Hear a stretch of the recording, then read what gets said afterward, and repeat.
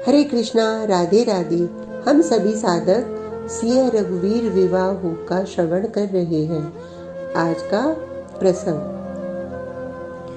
भूप सहस दस एक पारा। मैं वैदेही।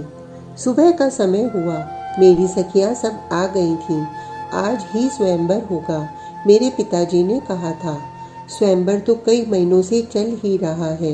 मेरी माताजी ने पूछा था, आज के स्वयंवर की विशेषता?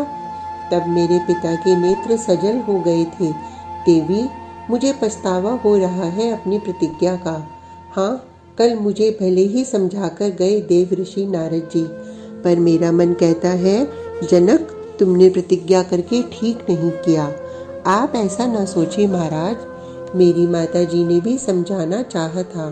देवी, मैं क्या करूं?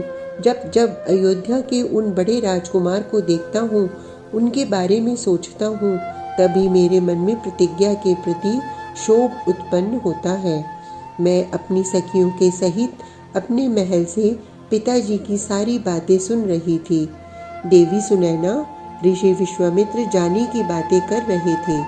ओह, ये बात मैंने जैसे ही सुनी, मेरा हृदय धक करके रह गया। मैंने उन्हें समझाया।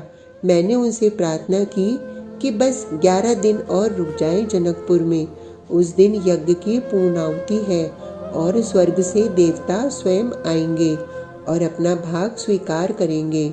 आप देवों के दर्शन तो कर ले। क्या कहा महाराज? ऋषि विश्वामित्र ने मेरी माता ने पूछा था। उन्होंने कहा, नहीं, देवों को देखने की मेरी कोई इच्छा नहीं है। और रही इन अयोध्या के राजकुमारों की बात, तो इनका कहना है कि हमारी अयोध्या में आए दिन आते रहते हैं देवता लोग, इसलिए इनकी भी कोई विशेष रुचि नहीं है देवों को देखने की। हाँ महाराज जनक, आप इन अवध के राजकुमारों को पिनाक के दर्शन अवश्य करा दें। क्षत्रिय बालक है ना, पिनाक ही इनके आकर्षण का केंद्र है। ठीक है ब्रह्म ऋषि विश्वामित्र, मैंने वैसे विचार किया था कि आज के 11वें दिन ही पिनाक को रंग भूमि में लाऊंगा, पर जब आप जाने का ही हट कर रहे हैं तो आज ही। देवी, मैंने आज्ञा दे दी है, रंग भूमि में पिनाक को लेकर जाया जा रहा है। आप भी शीघ्र तैयार हो जाइए और मेरी प्राणाधिका पुत्री मैथिली को भी तैयार कर दीजिए। मैं समस्त राजाओं और राजकुमारों को आमंत्रित करता हूँ जो यहाँ आ पहुँचे हैं। इतना कहकर मेरे पिता चले गए। मेरी सखियाँ मुझे सजाने में लग गई थीं, पर ये क्या, मैं आईने में अपने को देखती तो मुझे अवध के वो बड़े राजकुमार ही दिखाई देते। उफ, मुझे क्या हो गया है। वह रंगभूमि विशाल थी। चारों ओर राजा और राजकुमार सब बैठे थे। 5000 सैनिकों के द्वारा खींची जा रही थी वो लो मंजूषा, जिस लो मंजूषा में अष्टचक्र अंकित था। और हाँ, मात्र 5000 सैनिक ही नहीं, आगे से शताधिक हाथी भी उस मंजूषा को खींच रहे थे। उसी मंजूषा में रखा गया था पिनाक धनुष। जैसे तैसे लेकर लाया गया था उस लो मंजूषा को। फिर सबके सामने उसे खोला गया और खोलकर वैसे ही रख दिया था, क्योंकि उठाने की तो हिम्मत ही नहीं थी किसी में। ऋषि विश्वामित्र के साथ वो 2 राजकुमार भी आए। ओह, मैं तो देह सुध ही भूल गई थी उन्हें देखते ही। मेरा हृदय बड़ी तेजी से धड़कने लगा था। मैं उन्हें देखकर असहज सी हो गई थी। कभी नीचे देखती, कभी अपने आप को संभालती। लोगों को पता न चले इसलिए अपने को सहज बनाने का असफल प्रयास कर रही थी। हाँ, एक बार उन बड़े राजकुमार ने मेरी ओर देखा। क्या गहरी नज़र थी उनकी। सीधे हृदय की गहराई में उनकी नज़र चली गई थी। आपके भाल में श्वेत बिंदु आ गए हैं, पोंछ लीजिए किशोरी जी, मेरी सखी ने मुझे बताया। मैंने तुरंत पोंछ लिया। अपने उच्च सिंहासन से उतरे थे मेरे पिता विदेहराज जनक। आगे बढ़कर उन्होंने ब्रह्म ऋषि विश्वामित्र जी को प्रणाम किया था और राजकुमारों के सर में हाथ रखा था। आइए आइए ब्रह्म ऋषि, आप राजकुमार भी आगे आईं। मेरे पिताजी ने उन सबको आगे बुलाया। ये है शिव धनुष पिनाक, देखिए इस पिनाक को। देखो राम, ये है धनुष पिनाक। ब्रह्म ऋषि ने बड़े राजकुमार को देखने के लिए कहा। मुस्कुराते हुए उन बड़े राजकुमार ने देखना शुरू किया था। हे राजकुमारों, ये साधारण धनुष नहीं है। मेरे पिताजी हंसते हुए बोले, रावण जैसा महाबली इस पिनाक को उठा तक नहीं पाया। 1 महीने से चल रहा है ये धनुष यज्ञ मिथिला में, और आज तक कई हजारों राजा बदल चुके हैं।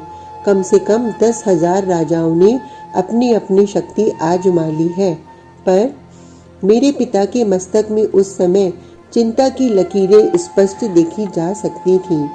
उस समय बड़े राजकुमार पिनाक की प्रदक्षिणा कर रहे थे, मानो घूम घूम के उस पिनाक को देख रहे हों। मेरे पिताजी समझ गए, हे राजकुमार, मैं तुम्हें उठाने के लिए तो नहीं कह सकता, क्योंकि बड़े बड़े द्वीप द्वीप के राजा और उनके राजकुमार आए और अपनी शक्ति आजमा के चले गए। किसी से ये पिनाक कंपित भी नहीं हुआ।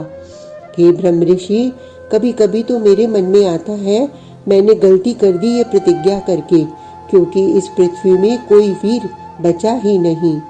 ओह, जैसे ही ये शब्द मेरे पिताजी के मुख से निकले, बड़े राजकुमार ने पिनाक के इर्द गिर्द घूमना बंद कर दिया। हाँ, मुझे तो लगता है ये पृथ्वी वीरों से विहीन हो गई है। जनक, ओह, ऐसे कौन बोलने की हिम्मत करता। जैसे ही मैंने देखा तो सूर्य के समान लाल मुखमंडल हो गया था छोटे राजकुमार का, यानी लक्ष्मण भैया का। उस समय न महाराज शब्द का संबोधन किया था, न राजा शब्द का, बस सीधे जनक। जनक, तुम्हारी हिम्मत कैसे हुई ऐसे शब्दों का प्रयोग करने की। ये बात छोटे राजकुमार लक्ष्मण चिल्लाकर कह रहे थे, पूरी ताकत से, क्योंकि उन्हें क्रोध आ गया था। वीरों से विहीन हो गई है पृथ्वी। अरे, जिस सभा में, जिस रंगभूमि में चक्रवर्ती सम्राट महाराज दशरथ के ज्येष्ठ पुत्र श्री राम हो, उस सभा में ऐसे शब्द का प्रयोग ही वर्जित है। लक्ष्मण की आवाज गूंज रही थी। अरे, ये धनुष क्या है? ये सड़ा गला धनुष, इसको तो मैं एक ही हाथ में उठाकर फेंक दूंगा। अरे, गाजर मूली की तरह इसे तोड़ दूंगा। लक्ष्मण की आवाज तेज से और तेज होती जा रही थी। अरे, इस धनुष को मैं 100 योजन तक कंधे में रखकर दौड़ूं। अरे, इस धनुष के टुकड़े टुकड़े करके फेंक दूं। क्रोध से छोटे राजकुमार कांप रहे थे, पर मैंने देखा बड़े राजकुमार शांत थे, गंभीर थे। हाँ, मुझे याद है उस समय एक बार बड़े राजकुमार ने मेरी ओर देखा था और हल्की मुस्कान दी थी मुझे। पर छोटे राजकुमार तो बड़े तेज हैं। धीरे से मेरी सखी चंद्रकला ने मेरे कान में कहा था, मैं लक्ष्मण ये प्रतिज्ञा करता हूँ, मैं अयोध्या का छोटा राजकुमार प्रतिज्ञा करता हूँ कि जब तक श्री राम पिनाक को नहीं तोड़ेंगे, तब तक मैं अपने कंधे में धनुष धारण नहीं करूँगा। इतना कहकर अपने कंधे का धनुष उतार कर फेंक दिया था छोटे राजकुमार लक्ष्मण ने। अरे बाप रे! फिर पीछे से मेरी सखियों ने हंसते हुए कहा था। आज का प्रसंग इतना ही। कल तक के लिए हरे कृष्णा, राधे राधे।